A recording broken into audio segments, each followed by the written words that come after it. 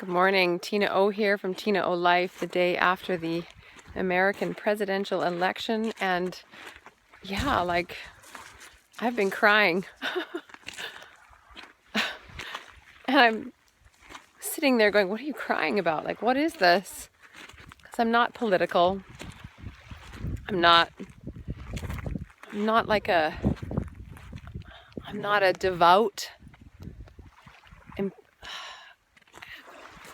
feminist. I can say I'm a feminist, but it's even that isn't my cause per se. I'm not. There's just so many angles to go with this that there's so many platforms I could stand on to be upset about,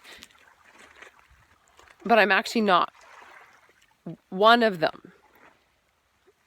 And so I'm like, why are you so upset about this? What is this? And I'm watching Hillary Clinton. All I really wanted to watch was her concession speech, because the truth is, I didn't care about the spin part, because that's what happens now, right? That's what happens now. Now it's, how do we take charge of this? How do we unite the divide? And we know that all the speech writers have been behind all of that, writing all that. Not to say Hillary didn't have her own freaking speech writer. I'm not suggesting that either. But the side that wins, generally speaking, is not the side that has the invitation for transparency.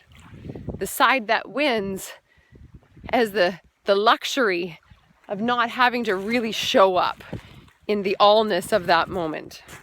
The side that loses also has the invitation to really show up in the transparency, because usually the pain and the grief is so big that it just seeps out. It just seeps through. I heard a commentary say that in Hillary's speech, who happened all of 15 minutes ago, and there was a commentary about it saying, commentary that, I'm trying to say, the person who gives the comment saying, if Hillary had been able to bring that humanity into the rest of her campaign, perhaps she would have won. And I thought, really? Really? You already have an objective opinion about how Hillary could have won? Really? She just spoke. Were you even there? Were you in that moment with her? Did you have an exchange? I know that woman had a job to do. That's the problem. That's the thing, right? That's the spin part. When you win, you have the opportunity to push a message through.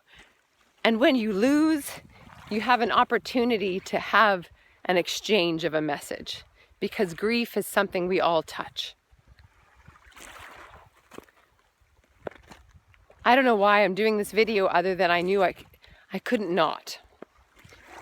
I was reminding me of, I was sitting there watching Hillary and her speech and the graciousness that she brought to the table. And of course, her package, the package of how this message is going to come across, who are the audiences she cares about, and who are the audiences, frankly, she's responsible to. I got overwhelmed with tears a few times, and it actually made me think of the day that Jack Layton died. And I'm not a politician. I am not political. I'm just not. And I remember the day Jack Layton died, standing in my living room and losing it. I'm not an NDPer. I'm not political. I guess you'd call me a left-winger. If you had to stick me in a camp, I guess you'd stick me over there. And the piece that really grabbed me when Jack Layton died is the unfairness of it. The unfairness, and I think that's what this grief is about, is the unfairness in humanity, right? In this. Okay, I just tried to spin that. Did you feel that? The unfairness. Sometimes we put our whole heart in, Sometimes we let it all hang out, we show it all, we stand for it all, we brave it all. And we've bought into this idea that when we do that, we always get what we go for. We always get the prize. We gotta stop doing things for the prize. Gotta stop doing things for the prize. I think I cry because of that very human unfairness part of me that's still going for the prize. And I also cry for the sheer, I'm quoting GV now, the sheer magnificence of standing in our humanity and going for something because it feels right and honest and embodied. And sometimes we don't get the prize, but we don't do it for the prize. We do it because it behooves us not to do it.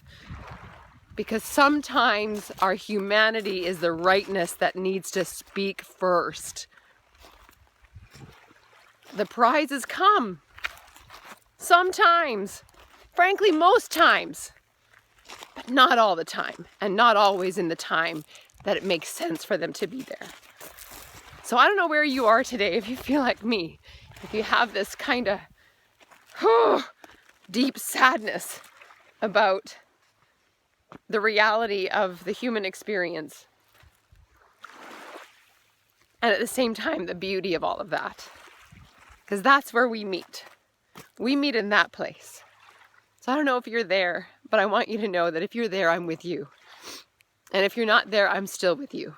And wherever you are, I'm with you and you're with me, because that's how life rolls. Here's to you. Here's to the beautiful people in the world, who are all of us, in our glimpses of moments where we share our humanity. Because that's what's needed right now. Right now is how we share our humanity. Okay, that's what I came to say. Thanks for listening. I'm Tina O from TinaO Life, and this is the day after the US election 2016, and Donald Trump has just won. A man who can say all kinds of nasty things about women and so many other nasty things about all kinds of subjects. And he was just elected. And that seems unfair to me. I'm with you. Thanks for listening. Tina O from TinaO Life. Bye.